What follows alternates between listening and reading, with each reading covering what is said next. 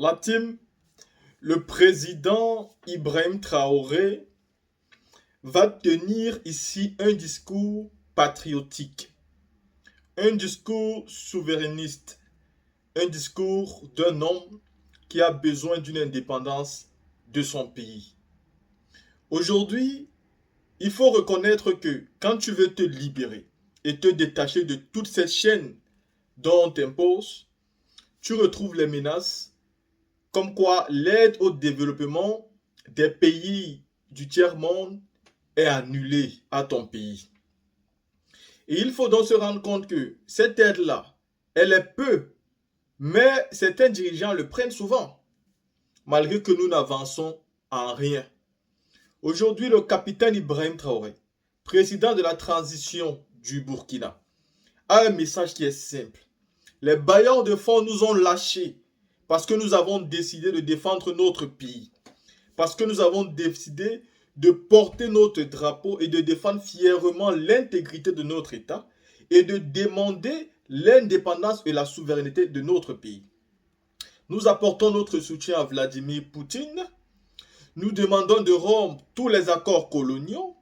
Nous voulons nous prendre en charge nous-mêmes et donc on nous fait des chantages en nous disant que nous ne pouvons plus avoir de l'aide financière. Et pourtant, on nous a toujours donné cette aide-là, mais ça ne nous a jamais rien apporté, vu que nos différents pays sont toujours sous-développés et toujours en quête d'aide. Ça prouve donc que cette aide-là, en réalité, n'a jamais aidé quelqu'un. Et pourtant, aujourd'hui, le président Ibrahim Traoré veut développer les marchés du Burkina Faso de telle façon que chaque maman, chaque papa, chaque jeune fille, jeune homme qui ira au marché se retrouve dans son bureau comme un fonctionnaire d'État. Pour ceux qui sont déjà arrivés en Europe ou même en Amérique, même en Chine, vous avez déjà vu que les marchés là-bas ne sont pas comme en Afrique. Vous arrivez dans des magasins et tout est bien placé, vous êtes derrière votre caisse, vous êtes bien, vous pouvez venir, vous travaillez clair, vous rentrez le soir tranquillement chez vous. Mais souvent, nos mamans sont confrontées à vendre dans la poussière. Nos mamans sont confrontées à vendre dans des marchés qui ne sont pas sécurisés. Et pourtant, nous avons les capacités d'avoir de bons marchés. Et donc aujourd'hui, Ibrahim Traoré veut sortir tous ces mamans qui se retrouvent en train de faire un commerce normal, mais en forme de commerce clandestin. Et donc, il veut leur donner une autre possibilité. Il veut changer totalement le visage du Burkina Faso parce qu'il ne s'agit pas que des marchés. Mais pour ça, il faudra bien de l'aide. Mais cette aide-là qui ne veut plus qu'elle vienne des pays qui font du chantage. Et donc, il dit aujourd'hui que tous les Burkinabés sont les bailleurs de fonds. Chaque Burkinabé où il est un bailleur de fonds. Pour être indépendant, pour être souverain, il va falloir l'arracher. Il va falloir bosser dur et se priver soi-même de beaucoup de choses pour pouvoir arriver. Et c'est ça le message de la souveraineté que le capitaine Ibrahim Traoré est en train de passer au peuple fier du Burkina Faso. La team, écoutons cette vidéo attentivement et partagez massivement la team. Abonnez-vous, likez et activez la cloche de notification. Elle est là depuis plusieurs années et nous constatons que la partie de la population la plus affectée, je pourrais dire, ce sont les commerçants, surtout dans ces villages qui venaient vers vous chercher le matériel et repartir, aujourd'hui qui se retrouvent complètement sans activité. Partagez la vidéo. Je sais très bien que ça impacte vos activités ici parce que ces populations qui revenaient vers la portion centrale et cherchaient les marchandises, ce commerce a arrêté subitement. Et je pense que c'est notre devoir de tout mettre en œuvre pour que cela puisse se reprendre. Je tenais donc à vous rencontrer pour saluer d'abord votre résilience. Parce que dans ces conditions, le mot résilience a tout son sens. Vous avez su vous adapter, vous tenez bon. Et aussi vous dire merci pour le soutien que vous nous apportez, qui nous réconforte dans donc, notre choix de lutte. Vous remerciez également pour tout ce que vous apportez donc, à l'économie de ce pays. Et comme il l'a dit, 40% du PIB, une grande partie donc, de la population se retrouve à être commerçants, en tout cas dans nos marchés et à travers le pays. Dans ce sens, nous avons pris quelques décisions depuis quelque temps en mesure de pouvoir soutenir tous ceux qui rentrent dans l'entrepreneuriat à travers les petites et moyennes entreprises que vous dirigez d'ailleurs.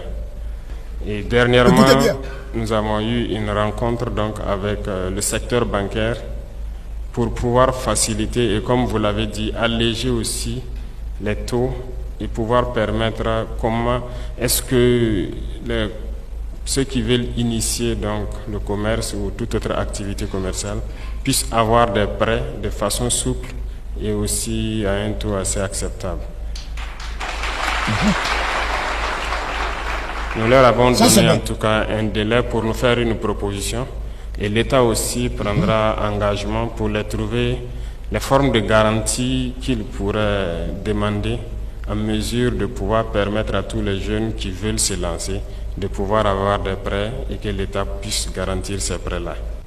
On mettra tout en œuvre pour qu'avant la fin de ce mois, Inch'Allah, on puisse commencer la construction de la première usine issue de l'APEC. Bravo!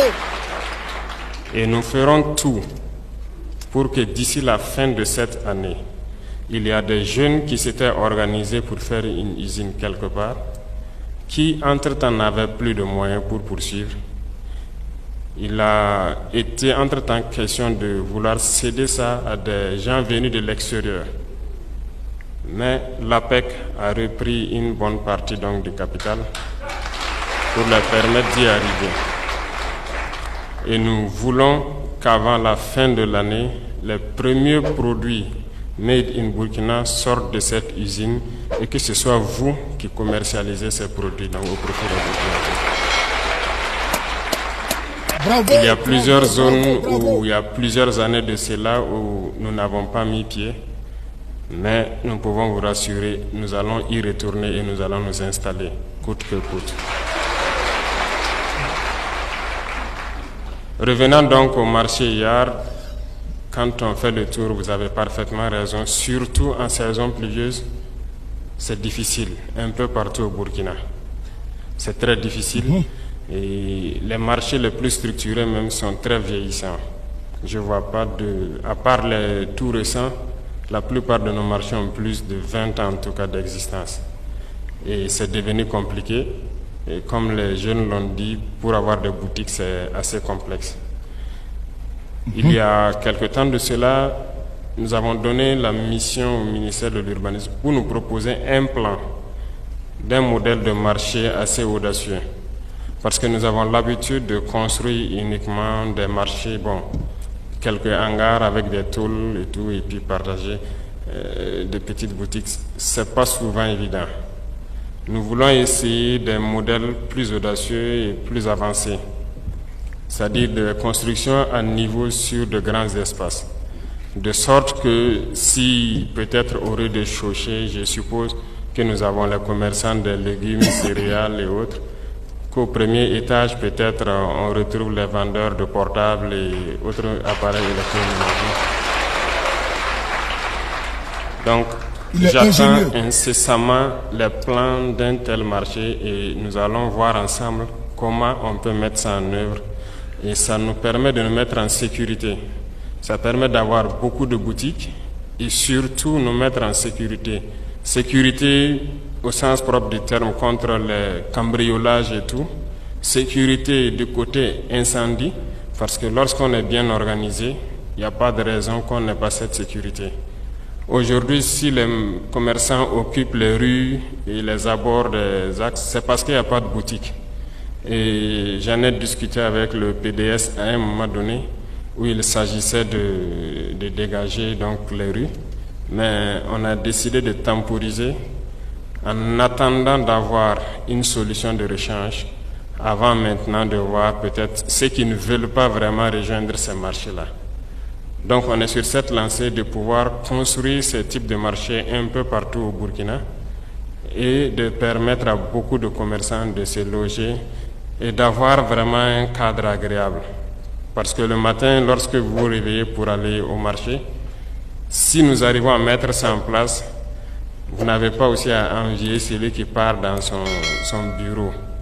Parce que c'est votre bureau là-bas et ça doit être confortable. Donc voilà un peu ce qui nous guide Et ce n'est pas seulement les marchés, ça concerne les gares routières. Nous avons des réflexions sur ça. Les marchés de bétail, nous avons beaucoup de réflexions sur tous ces sujets. Et j'attends les différents plans qui seront proposés. Et ensemble, je pense que nous trouverons des solutions. Si nous n'avons pas de bailleurs de fonds, vous tous, chacun à sa place, est un bailleur.